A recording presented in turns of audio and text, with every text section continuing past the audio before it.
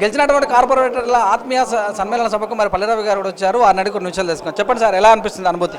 ఇటు ఈ మధ్యన జరిగినటువంటి గ్రేటర్ హైదరాబాద్ మున్సిపల్ కార్పొరేషన్ ఎన్నికల్లో 150 డివిజన్లలో 14 మంది గౌడ కార్పొరేటర్లు గెలిచిండు.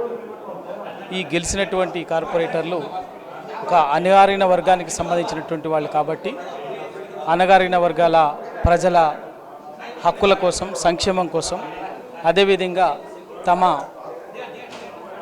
తమని గెలిపించినటువంటి డివిజన్ ప్రజల సంక్షేమం కోసం, ఆ ప్రాంత అభివృద్ధి కోసం స్థూలంగా గ్రేటర్ హైదరాబాద్ నగరం విశ్వనగరంగా తీర్చిదిద్దే ప్రయత్నంలో పనిచేయాలి.